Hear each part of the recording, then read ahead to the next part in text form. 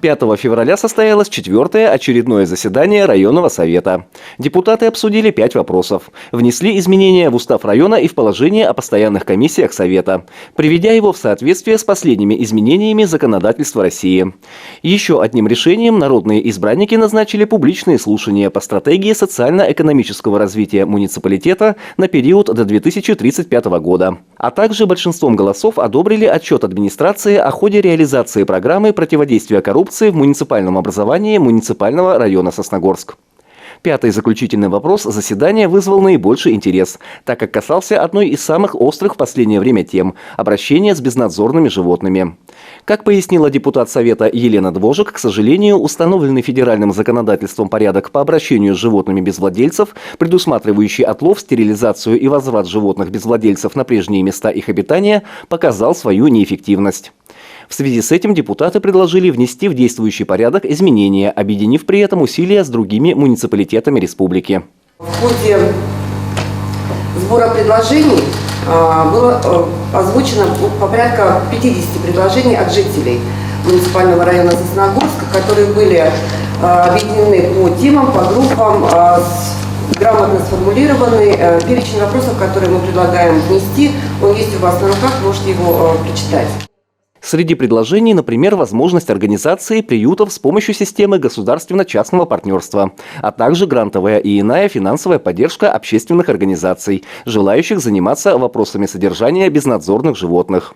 Все предложения будут направлены в Государственный совет Республики Коми. Сегодня очень активно мы обсуждаем вопрос о безнадзорных собаках, потому что мы все сегодня с ним сталкиваемся каждый день, наши семьи сталкиваются с этим. И этот вопрос оставить без какого-либо внимания или вмешательства нашего невозможно. Поэтому я считаю, что мы должны среагировать. Вопрос по собакам – самый востребованный вопрос, потому что со всех сторон люди звонят. И то, что в Государственный совет пошли предложения, и они прислушались, вот это уже, я думаю, победа наша, сосногорских депутатов. Подводя итог 4-му заседанию, было отмечено, что в целом оно прошло конструктивно. На каждом заседании я всегда жду только одного, чтобы работа Совета депутатов была сплоченной, дружной, и чтобы мы действовали только в интересах наших граждан, наших избирателей. Андрей Калиничев, Евгений Юрин, Вести Тимана, Сосногорск.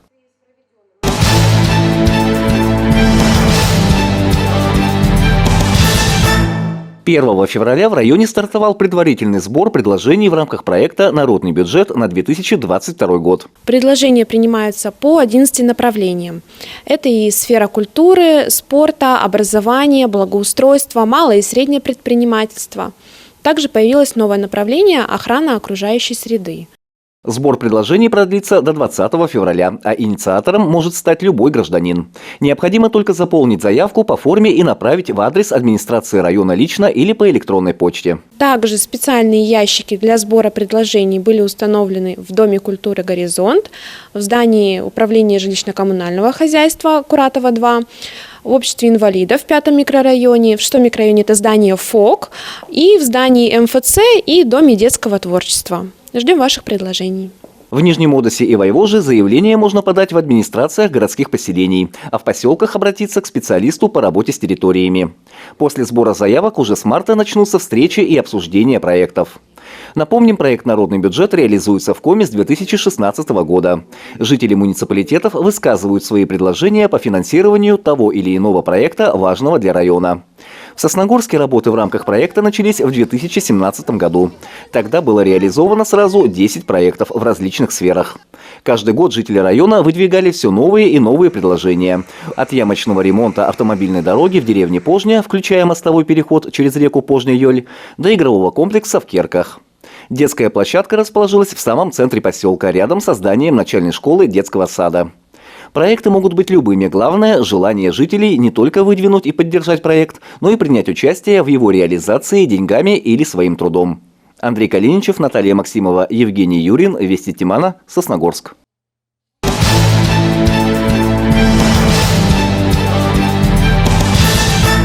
Всем нам хочется жить не только комфортно, но и безопасно. С этим трудно поспорить. Однако поводом для споров все чаще становятся методы, как этого добиться.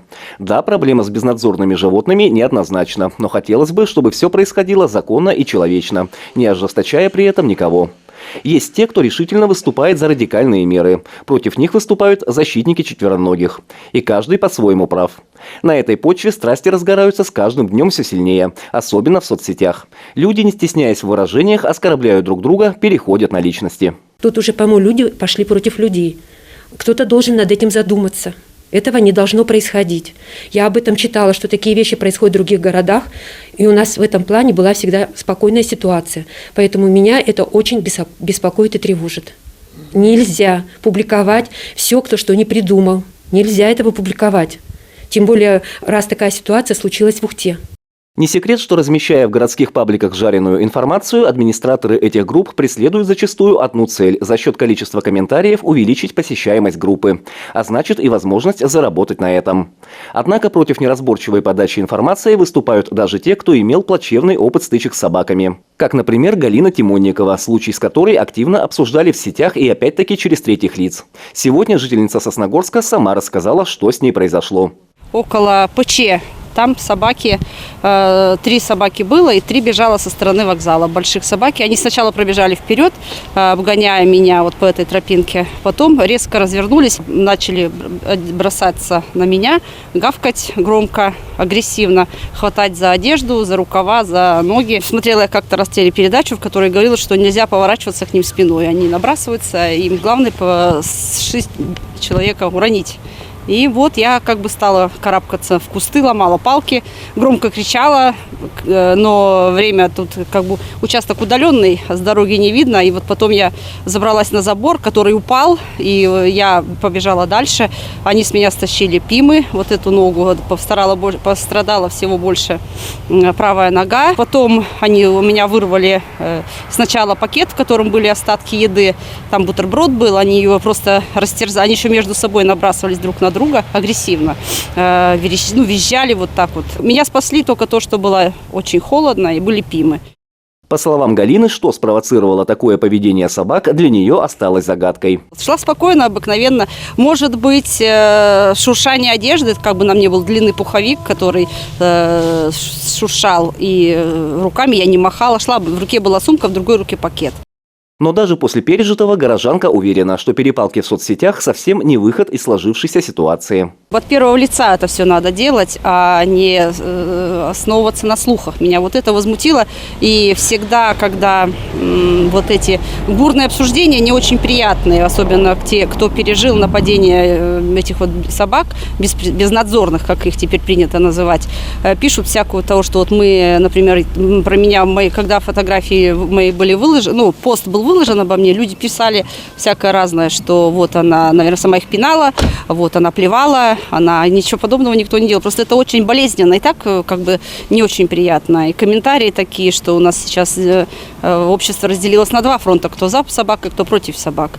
И я раньше к этому относилась равнодушно, а сейчас я больше думаю, что закон надо поменять в сторону ужесточения. Не обязательно их там что-то усыплять, но каким-то образом надо людей обезопасить. После этого случая Галина всегда носит в кармане ультразвуковой отпугиватель. Применять на практике его еще не приходилось, но с ним спокойнее, говорит женщина.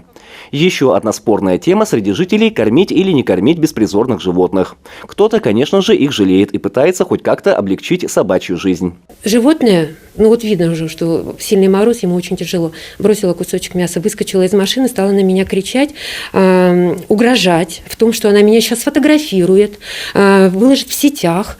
И, я просто опять-таки встала и пошла, потом вернулась и стала номер ее машины записывать, потому что она говорит, что вы делаете? Я говорю, это, во-первых, незаконно выкладывать в сетях, во-вторых, я ничего противоправного не сделала. Возможно, некоторую ясность в этом вопросе сможет внести судебная практика, которая уже имеет место быть. Так, в конце января Сыктывдинский районный суд удовлетворил иск жительницы Выльгарта по факту укусов собак. При этом виновным был признан мужчина, который регулярно подкармливал животных вблизи своего дома. Решение суда основывалось на 230-й статье Гражданского кодекса, по которой, цитата, «лицо, взявшее на себя обязанность по содержанию не принадлежащего ему животного, в любом случае обязано создать все необходимые условия для безопасности его и окружающих лиц». В итоге виновному был назначен административный штраф в размере 500 рублей, а также суд принял решение о взыскании в пользу истца в счет компенсации морального вреда 40 тысяч рублей. Андрей Калиничев, Евгений Юрин, Вести Тимана, Сосногорск.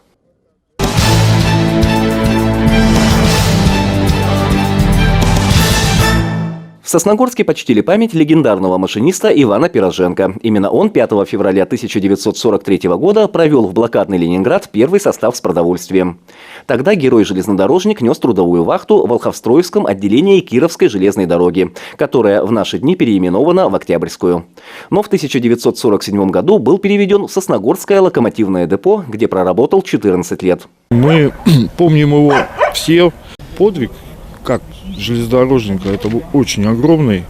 Если рассмотреть вообще всю историю блокады Ленинграда, оказания помощи.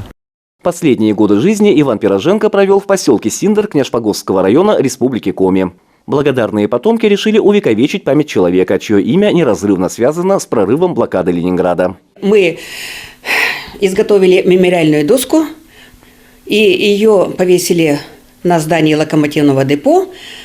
Это в прошлом году, 28 августа 2020 года. А в поселке Синдар, там мы поставили памятный знак прямо в центре поселка. В день 78-й годовщины подвига Ивана Пироженко сосногорские железнодорожники возложили цветы к мемориальной доске, установленной на локомотивном депо, где когда-то работал легендарный машинист. Присоединились к ним и волховстроевцы. Работники Октябрьской железной дороги также провели торжественное мероприятие и обратились к своим сосногорским коллегам по видеосвязи, чтобы в этот исторический день почтить память легендарного машиниста. Андрей Калиничев, Евгений Юрин, Вести Тимана, Сосногорск.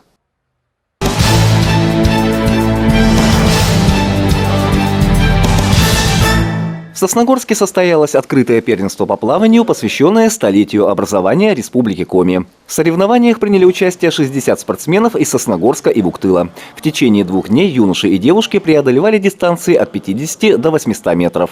На данных соревнованиях они повышают свое мастерство. Также смотрим, как тренерский состав проводит работу, и результаты, какие мы получаем. Ну и популяризация плавания в нашем районе. Для юных спортсменов первенство стало возможностью войти в форму после длительного перерыва, вызванного пандемией коронавирусной инфекции. Как отмечают тренеры, неприятные обстоятельства не смогли оказать сильного негативного влияния на любителей плавания. На самом деле ребята молодцы, очень быстро восстановились после длительного периода. Мы нагнали те результаты, которые были у нас до пандемии. И на сегодняшний день у нас ребята даже улучшили результаты практически 100% все. Все выполнили новые разряды. Подтвердили, мы уже выезжали на соревнования в другие города, то есть все у нас хорошо. Результатом для лучших участников первенства стали не только грамоты призеров, но и новые спортивные разряды. Андрей Калиничев, Евгений Юрин, Вести Тимана, Сосногорск.